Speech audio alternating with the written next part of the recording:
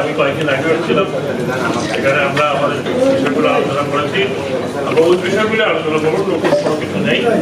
এখানে দুজন অত্যন্ত পরিচিত আপনাদের আমার গানের পাশে, ওনারা এখানকার সন্তান, মুন্সিগঞ্জের সন্তান সাথে এবং যে ভূমিও মুন্সিগঞ্জের সন্তান তারা বুঝতে পারেন মুন্সিগঞ্জ কত হ্যাভিওয়েট একটা জায়গা।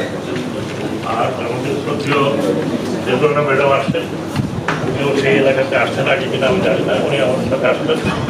আমরা অত্যন্ত আনন্দিত যে আপনি এসছেন এবং এটা আপনি জানেন এক সময় এটা আসছিল পদ্মা সেতু হওয়াতে পদ্মা সেতু চলে গেছে, জায়গাটা এখন রয়ে গেছে। এই জায়গায় আমাদের কিছু ফ্ল্যাট আছে, এটা বিআইডব্লিউটি এর জায়গা আজ থেকে নয়, এটা বিআইডব্লিউটি এর জায়গা বাংলাদেশ জন্মগ্রহণ করার আগে থেকে বিআইডব্লিউটি এর প্লেস।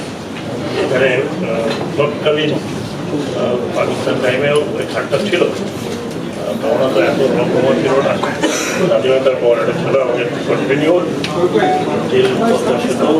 পর্যন্ত। কিন্তু বিআরডব্লিউটির অনেকগুলো স্থাপনা, যেমন এটা ট্রেনিং স্থাপনা। এখানে আমরা রিসেন্টলি গত পরশু কবে আসলাম, গত বৃহস্পতিবার আমি ছিলাম।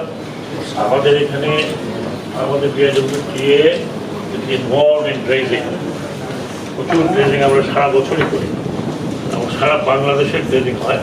কিন্তু আমাদের কোনো ড্রেজিং ইনস্টিটিউট ছিল না, no dredging institute, no way. অন্য কোথাও আছে কিনা জানি না, তাদের আপনার প্রাণী সম্পদ তারাও ড্রেজিং করে।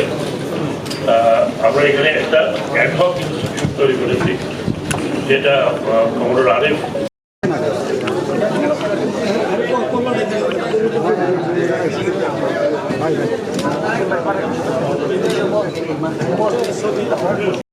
এখানে ক্লাস হচ্ছে।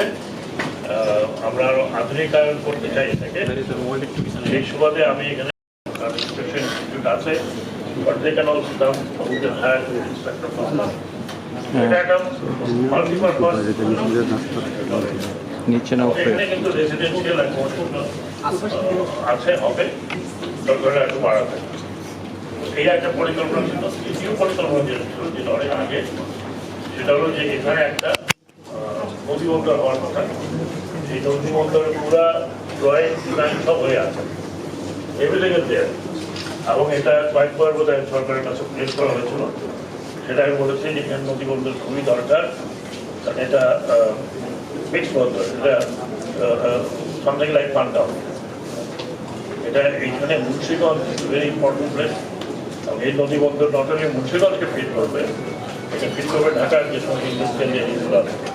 মুন্সিগঞ্জে ইন্ডাস্ট্রিয়াল এরিয়া আছে, মুন্সিগঞ্জে মানে টেক্সটাইল খাত আছে। এই নদী বন্দরের নকশা করা আছে, সব কিছু করা আছে। এটা আমাদেরকে এখন ফেস করতে হবে। কারণ হচ্ছে যে এমার্জেন্সি একটা ঘাট লাগবে, এমার্জেন্সি একটা ঘাট লাগবে। আপনারা মনে করেন যে 50 হয়েছে ঘাটের দরকার, ঘাট